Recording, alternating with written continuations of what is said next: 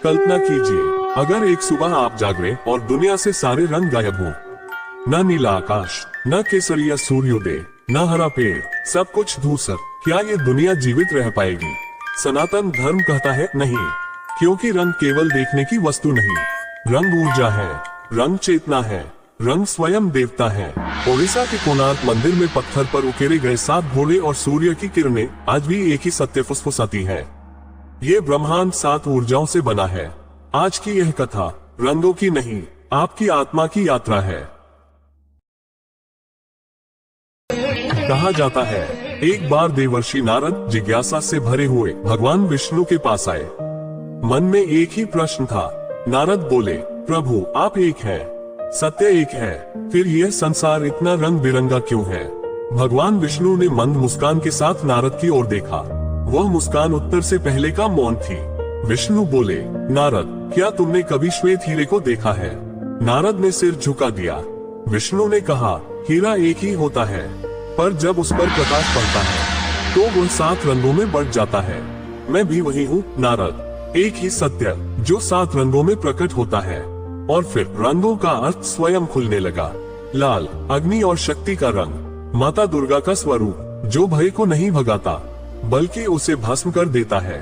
नीला अनंत और वैराग्य का विस्तार, शिव का कंठ जहाँ विष भी ठहर कर अमृत बन जाता है।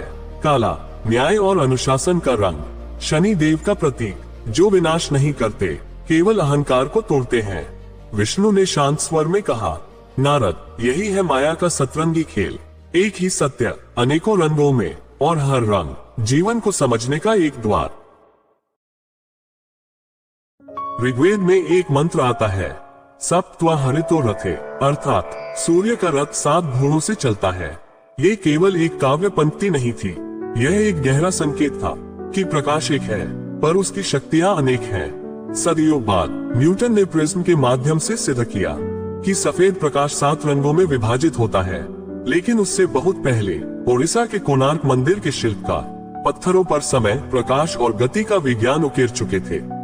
उन्होंने सन डायल बनाकर दिखा दिया था कि सूर्य केवल देवता नहीं, ज्ञान का स्रोत भी है। ये केवल खगोल विज्ञान नहीं था, ये चेतना का विज्ञान था, रंगों, ऊर्जा और ब्रह्मांड के संबंध को समझने का विज्ञान। और यही रंग दर्शन समय की सीमाएं पार करता हुआ मुगल सम्राट हुमायूं तक पहुंचा। कहा जाता है, हुमायूं हर दिन ग्रहों के रंगों के अनुसार अपने वस्त्र धारण करता था।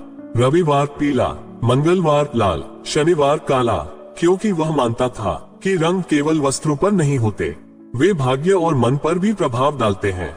शासक बदले, सल्तनत बदली, युग बदल गए, पर भारत का ये प्राचीन रंग विज्ञान कभी नहीं बदला। योग शास्त्र कहता है, मानव शरीर केवल एक मंदिर नहीं है, यह एक प्रिज्म है। जिस प्रकार प्रिज्म एक प्रकाश को अनेक रंगों में प्रकट करता है, उसी प्रकार हमारे भीतर भी ऊर्जा 7 चक्रों के रूप में स्पंदित होती है। ये 7 चक्र 7 रंगों की अलग अलग फ्रीक्वेंसी पर धड़कते हैं। मूलाधार लाल, ये सबसे स्थिर और गहरी ऊर्जा है। पृथ्वी से जुड़ाव, अस्तित्व की सुरक्षा, संघर्ष करने की शक्ति, यही माता दुर्गा का तेज है जो भय के बीच भी साहस जगाता है। मणिपुर पीला, ये भीतर जलती हुई अग्नि है। पाचन की शक्ति, निर्णय की क्षमता, बुद्धि का प्रकाश, ये विष्णु तत्व है जो जीवन में संतुलन और दिशा देता है। आज्ञा चक्र गहरा नीला, भौहों के मध्य स्थित वह केंद्र जहाँ विचार शांत होने लगते हैं, ये शिव की तीसरी आंख का प्रतीक है। अंतर्ज्ञान, मौन और सत्य का द्वार। और फिर आता है काला रंग, जिससे लोग अक्सर डरते हैं, लेकिन काला अशुभ नहीं है। काला रिक्तता नहीं, संपूर्णता है। वह सब रंगों को अपने भीतर समेट लेने की शक्ति है। वह शनि का रंग है, अनुशासन का, न्याय का और अहंकार के अंत का रंग। आयुर्वेद कहता है, हमारा शरीर 3 मूल शक्तियों से चलता है, वात, पित्त और कफ। जब ये संतुलन में रहते हैं तो शरीर स्वस्थ रहता है, मन शांत रहता है और जीवन सहज बहता है। लेकिन जब इनमें असंतुलन आता है तो बेचैनी, क्रोध, थकान और रोग जन्म लेते हैं। यही रंगों का विज्ञान आरंभ होता है। आयुर्वेद मानता है कि रंग केवल आंखों को सुंदर नहीं लगते, वे शरीर और मन पर भी प्रभाव डालते हैं। ऋषियों ने सूर्य की किरणों को औषधि का रूप दिया। वे रंगीन कांच की बोतलों में जल भरकर उसे धूप में रखते थे। सूर्य की ऊर्जा उस जल में उतरती थी और वही जल उपचार का माध्यम बनता था। नीला जल शीतलता का प्रतीक, ये क्रोध को शांत करता है, पित्त की तीव्रता को कम करता है और भीतर ठंडक भरता है। लाल जल ऊर्जा और जागरण का प्रतीक, ये सुस्ती को हटाता है, कफ को संतुलित करता है और शरीर में स्फूर्ति जगाता है। और फिर आता है हरा रंग। हरा केवल पेड़ों का रंग नहीं है, हरा श्वास है, हरा जीवन है, हरा वह स्पर्श है जो थके हुए मन को विश्राम देता है। ये हृदय के अनहद चक्र से जुड़ा है, जहाँ प्रेम, करुणा और शांति का निवास है।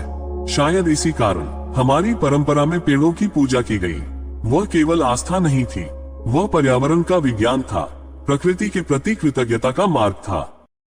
अजंता की गुफाएं समय की शांत दीवारों पर लिखा हुआ एक जीवित रहस्य है।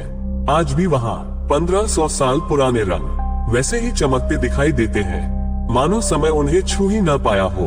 वे साधारण रंग नहीं थे, वे रासायनिक नहीं थे, वे धरती के खनिजों से बने थे, जड़ी बूटियों से बने थे, प्रकृति की गोद से निकले जीवंत रंग थे। उन रंगों में केवल सौंदर्य नहीं था, एक गहरा ज्ञान छिपा था। ऋषि जानते थे कि कुछ रंग मन को शांत करते हैं, कुछ भीतर एकाग्रता जगाते हैं और कुछ चेतना को गहन ध्यान की अवस्था तक ले जाते हैं, जिसे आज हम अल्फा स्टेट कहते हैं। उसका अनुभव वे बहुत पहले जान चुके थे। इसलिए अजंता केवल चित्रों की दीवार नहीं थी, वह मौन शिक्षा थी, वह ध्यान का मार्ग थी। अजंता कला भर नहीं थी, अजंता चेतना का प्रशिक्षण केंद्र थी। तो मित्रों, सनातन धर्म के ये 7 रंग केवल त्योहारों की सजावट नहीं है, ये उस मार्ग के संकेत हैं जो हमें ईश्वर से जोड़ते हैं।